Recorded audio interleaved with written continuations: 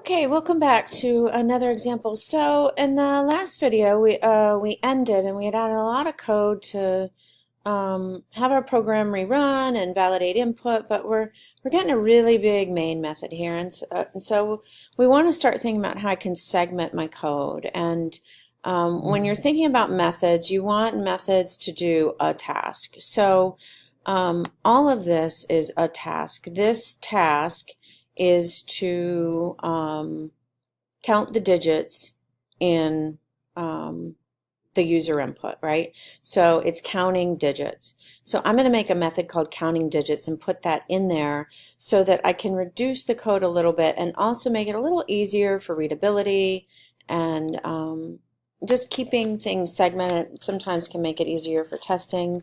So I'm going to have this public static. I'm not sure what I'm going to return yet, but I'm going to call it count digits because that's what it does. And I also want to, it's going to be passed a parameter that's going to be an integer. And so to begin, I'm actually going to just copy this code, Control X. I didn't copy, I cut it, and paste. And so since I used num here, it might be easier to name this variable num rather than changing all these to ends. All right, so this is doing the counting, but notice now that I have num that's being passed to me as input, because that's the thing that's going to change, but I haven't initialized count. So I need to take this out of here too. So this is Control X, and I'm going to put it here. It's going to be messy at first. Okay. So I initialize count, I count the number of digits, and then when I'm done, I could choose to print the digits here, or I can choose to send them back. And I usually prefer that. So I'm going to return count, and I'm going to let the main method decide what it wants to do with count. So I'm getting a problem here because I messed my braces up. That's what this is saying. So this ends the while loop. I need to end the main method here. Here's count digits, and it ends here. So sometimes comments can help you. So this used to end main. I don't need it. And this used to, I don't know what that was. I don't think I need one of those. All right, so let me see if I can at least get, okay, I got my indent sent. Got a lot of extra spaces here. All right, so count digits is counting digits, but now I got to call it, right? So it's not enough to just remove it. I need to figure out how to call it. So I'm going to get rid of that. So it's already getting a little shorter up here, which is nice. And so now I still have this count up here in main, which is different than the count down here. So remember, we have that tunnel vision on. So when I'm in main, I don't see this variable declared.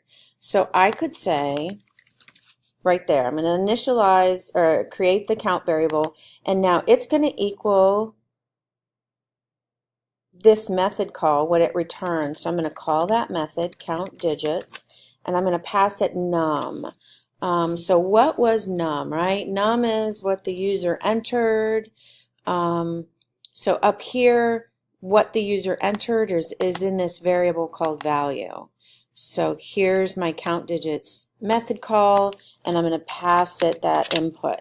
So it will count the digits of value, it'll store it in count, and then I'll print it. So it's a little bit cleaner, a little bit shorter. Let me compile.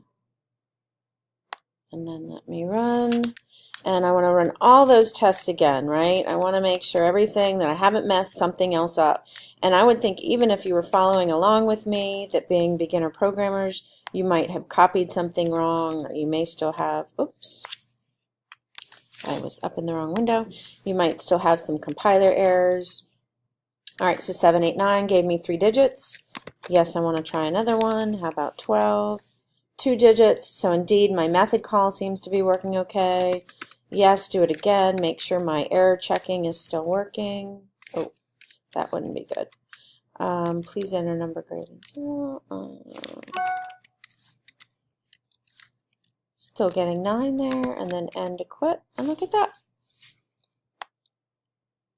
So not a huge difference with size, but a little bit. And I could even play around with putting some of the user input in a method, not quite as elegantly, but I think since that little block of code was doing a task, it made sense to put it in a method or a function. And you can think about that with math too, right? We have functions that do certain tasks, and so it also helps when I'm reading this, instead of having that embedded while loop, instead of having this while loop in there that I'm not sure what it's counting, I now know that I'm going to go count digits. So the method name can help us as well interpret code. So don't be afraid to add some methods. Start looking for blocks of code that do a task that you can change into a method call. And as always, happy coding.